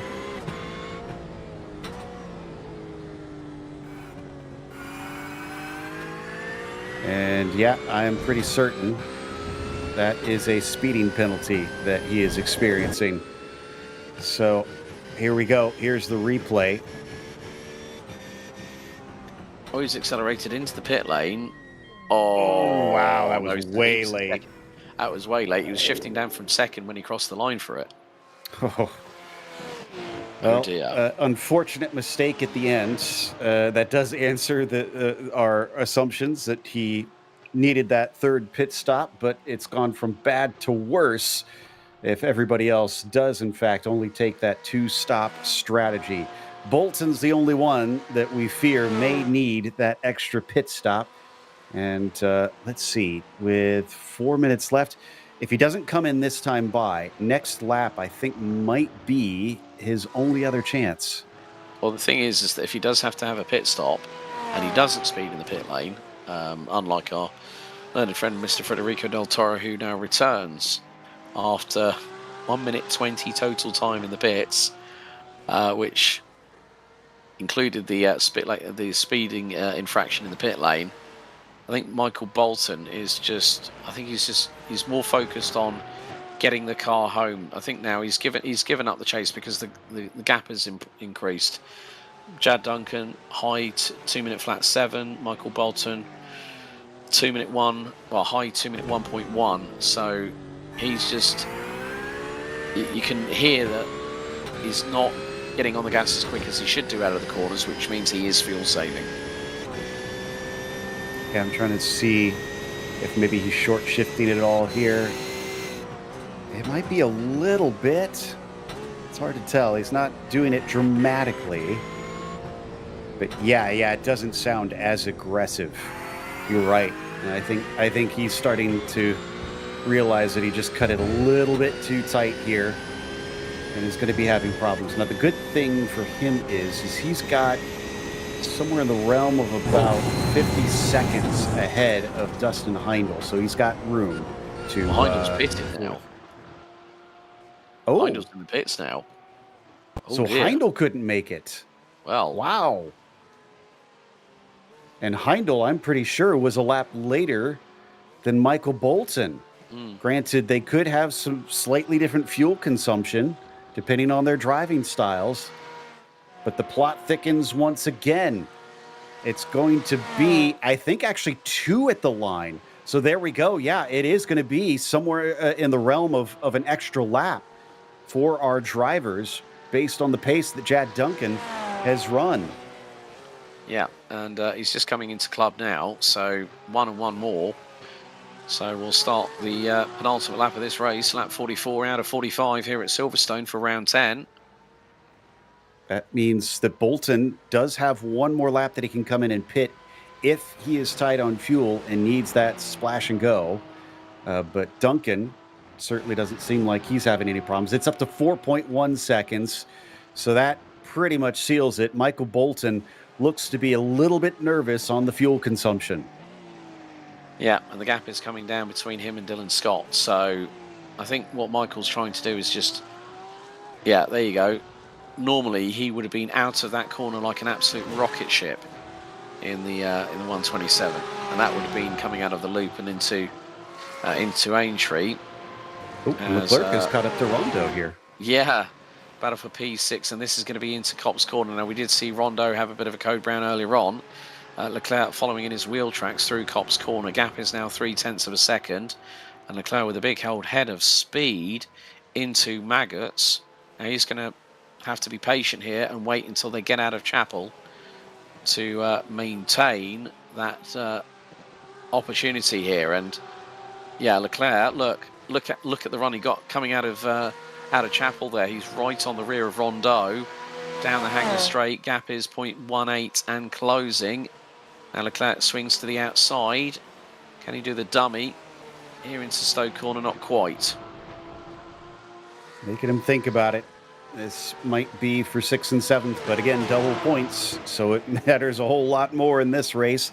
Robert continuing to just show himself in the mirrors to that number 11 car. And this is only 3 seconds behind Del Toro. We've been seeing flashes of him in the foreground. Big bobble coming off of Club from Robert as he is leaving nothing out there in these last few laps. Oh, Bolton couldn't make it. Oh, I had one more lap to go. Wow. Duncan just took that white flag now as well. This is going to be heart-aching for Michael Bolton as Robert Leclerc absolutely getting the elbows out, coming through out of the loop and down what will be the Wellington straight into Brooklands. Leclerc right on the rear of Rondeau into the braking zone for Brooklands. Leclerc tries to dive to the inside. This will put him on the outside, but he's going to get the overrun here. Robert Leclerc trying to fire it around the outside of Woodcut and Luffield. Can he get through? No, Rondo blocks him. It's going to be the run down into Copse Corner now. With a nice toe. We've seen them manage that side-by-side in the GT4s. Is that a lift? Yep, Rondeau's just going to let him have it, maybe just choosing to try and get home instead.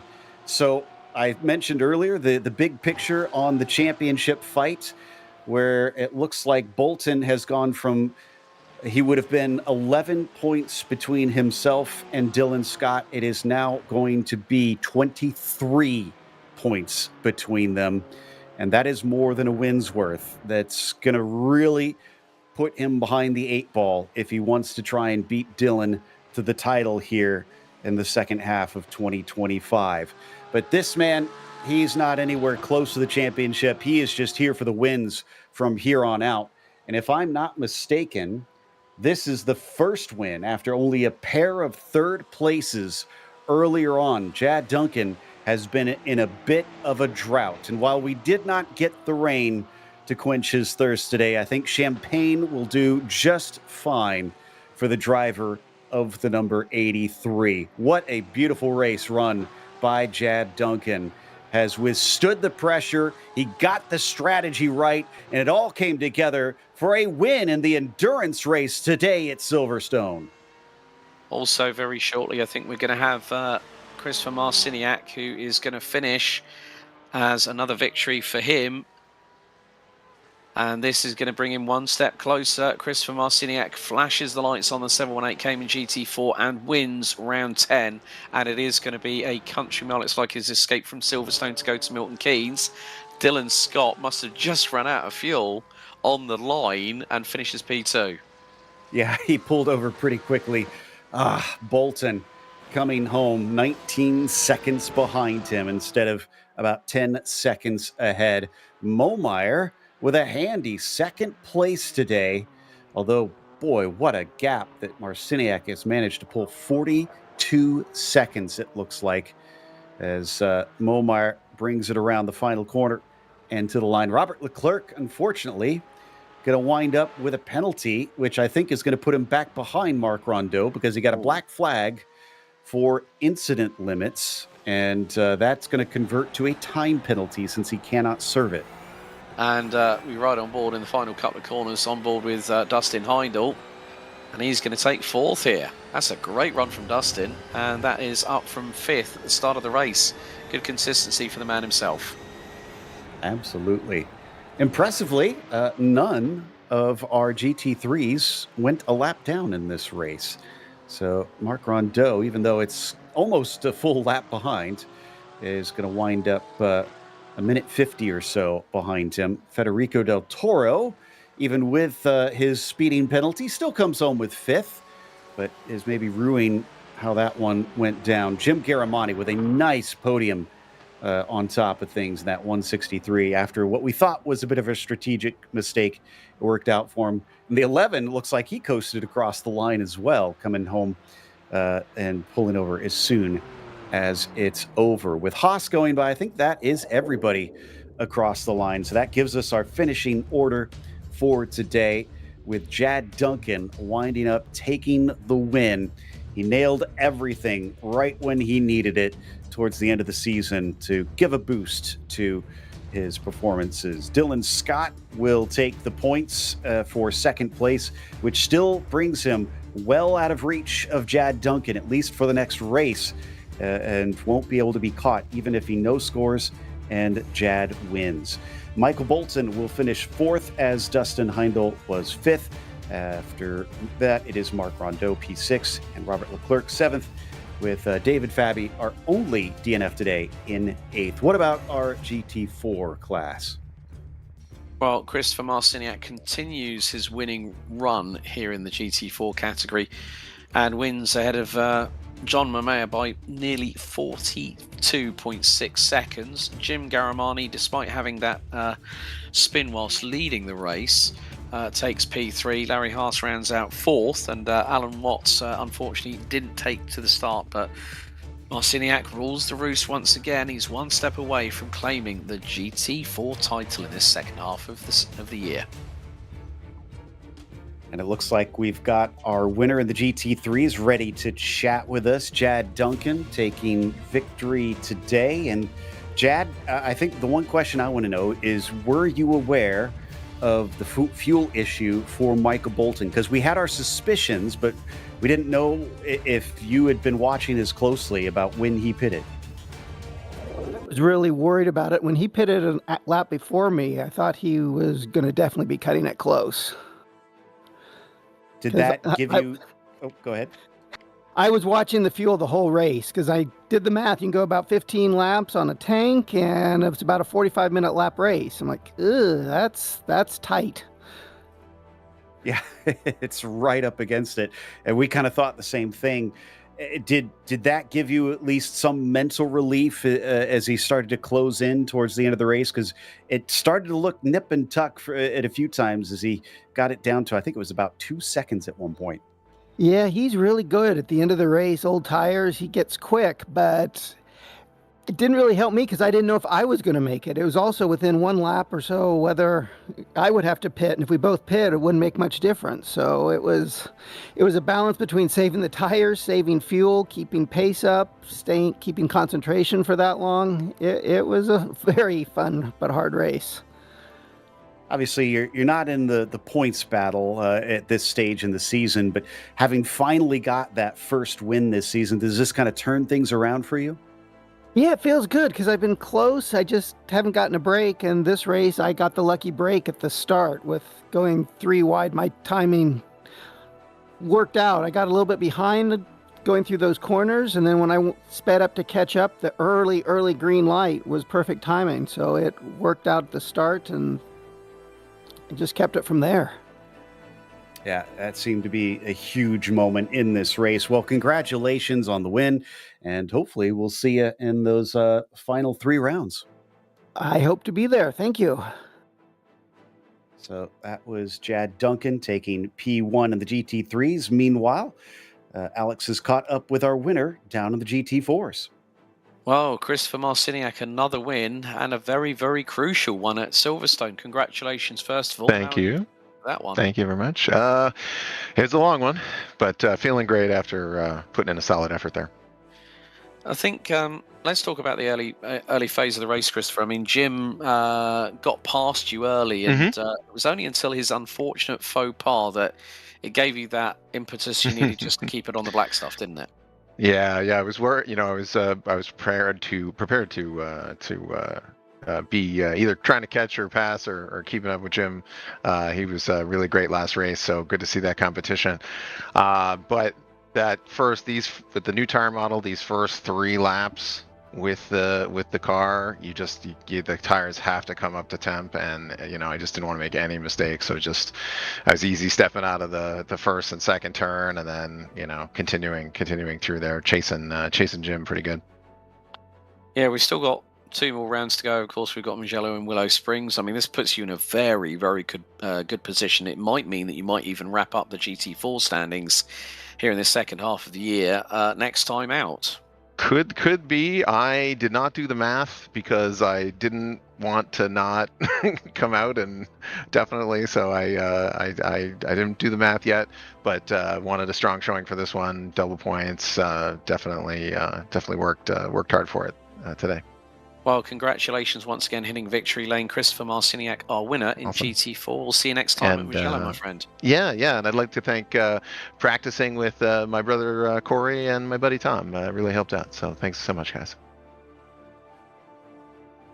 Love to get to hear from the winners and how much it means for them to get to spray the champagne in these races. But I think that's going to wrap us up for today. So we want to give a big thank you to our sponsors one last time. Porsche, there is no substitute, and Top Gun MG, helping financial advisors be the best of the best.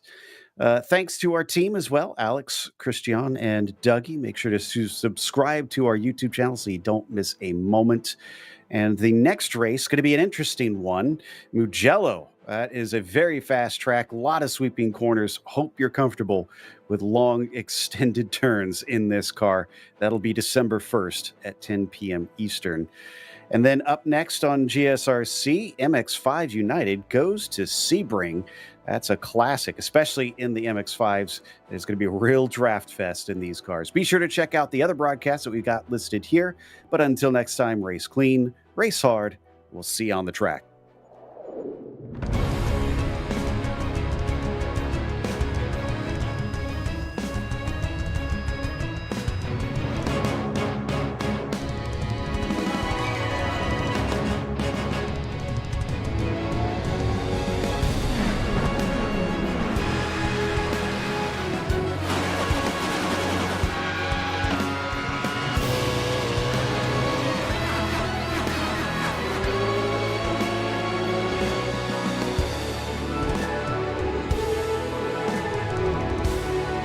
This is iRacing.